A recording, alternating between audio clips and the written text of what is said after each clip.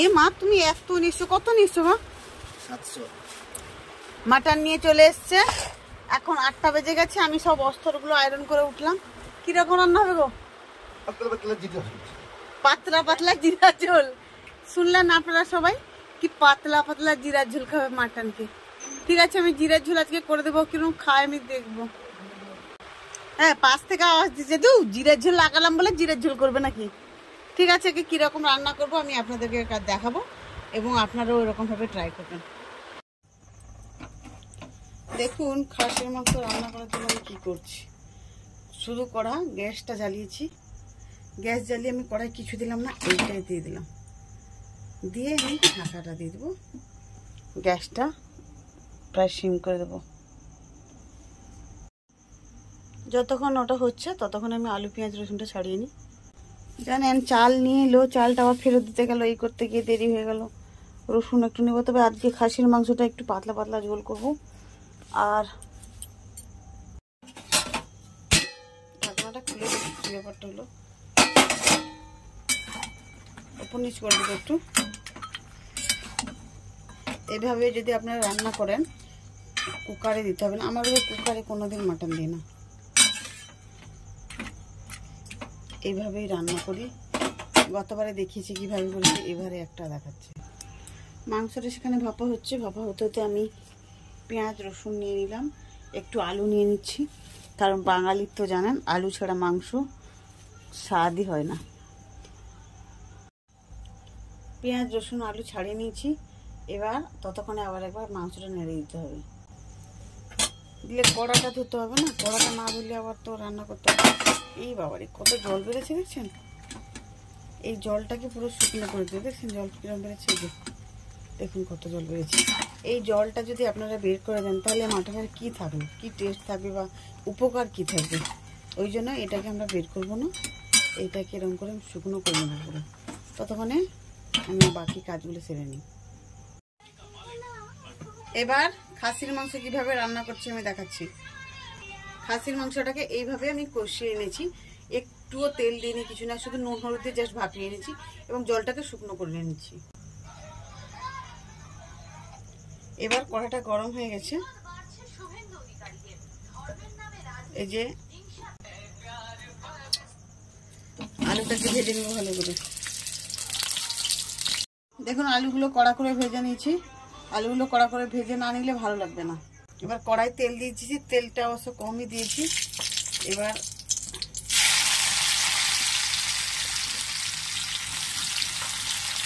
পেঁয়াজ কুচি দিয়ে দিলাম। আমি পেঁয়াজ কুচিটাই বরাবর আগে দিই, কারণ রসুন তো তাড়াতাড়ি ভাজা ভাজা হয়ে যায়, যদি পেঁয়াজটা ভাজতে হয়ে যায় না।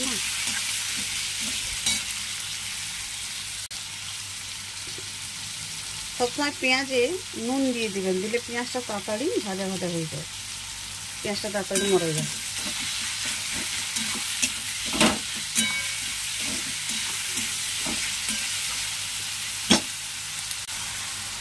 আর আমার তো ঢাকনা দিতেই হবে।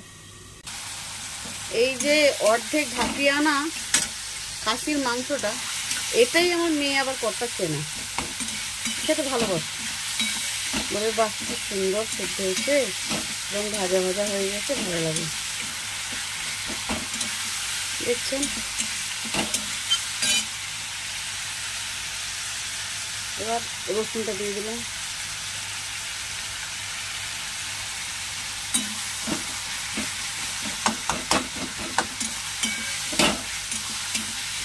ঢাকনা দিতে হবে না।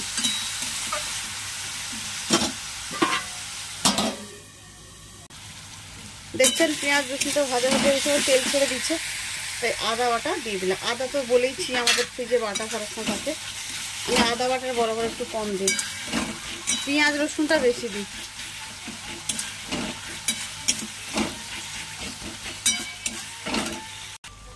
এবার হয়ে গেছে দেখছেন,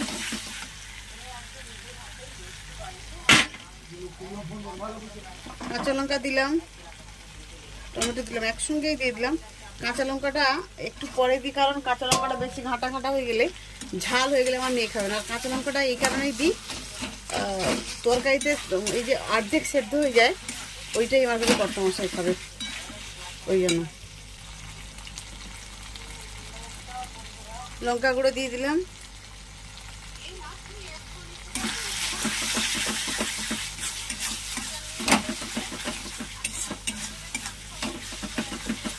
আসল কথা তো আমার সময় খুবই কম থাকে এবং কাজের চাপ থাকে, আর ঘরে থাকলে আমার এই রান্না করা খাওয়াতেই সময় চলে যায়।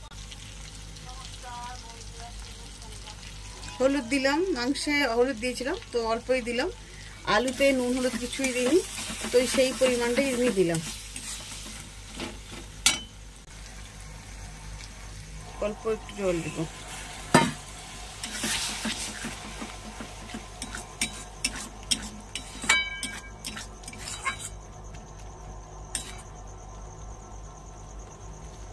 বেশ সুন্দর গন্ধ বেরিয়েছে। দেখুন মশলাটা বেশ সুন্দর কালার এসে এবং রং ছেড়ে গেছে এবং তেলও ছেড়ে গেছে, তাই আমি মাংস আর আলুটা একসঙ্গেই ঢেলে দিলাম।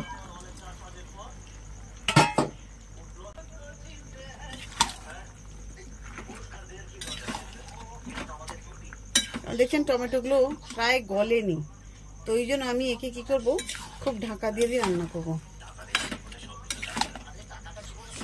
আর ঢাকনা দিলে এটা রান্নার গন্ধটা বেশ সুন্দর থাকে। ঢাকা দিই।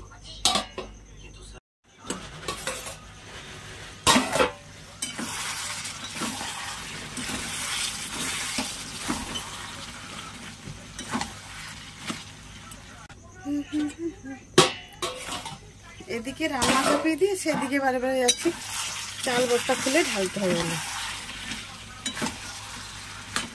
কারণ চাল বস্তাটা না ঢাললেও কে ঢালবে, চাল বস্তা ঢেলে গোছাতে হবে। আর একবার ঢাকা দিব।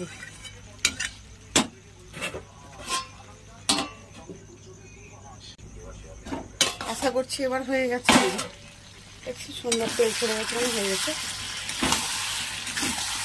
এবার আমি জল দিয়ে দেবো।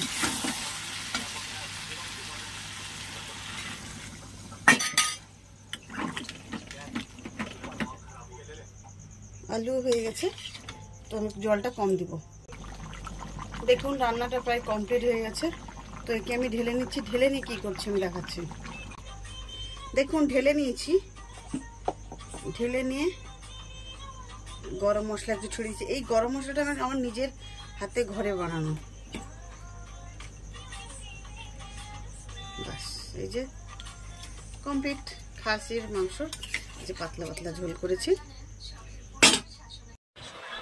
নমস্কার বন্ধুরা, আজ সোমবার চলে গেল, এখন প্রায় 11:30 বাজে। আমার রান্না শেষ হলে যে খাসির মাংস পাতলা পাতলা ঝোল করেছি, সেটা রেসিপিটা আপনাদেরকে দেখিয়ে দিচ্ছি, দেখে নেবেন। আর কই মাছের তেল ঝাল করছিলাম। আচ্ছা 3 পিস কই মাছের তেল ঝাল করেছি, তো 2 পিস আছে কেন, আর 1 পিস কোথায় গেল? আমার ঘরে একটা বিড়াল আছে, সে মনে উঠে খেয়ে নিয়েছে। আচ্ছা আর গরম ভাত করেছি, এই রান্নাটা করেছি। তো কিভাবে রেসিপিটা করেছি আমি দেখিয়ে দিচ্ছি, আপনারা দেখে নেবেন, আসুন খাবেন।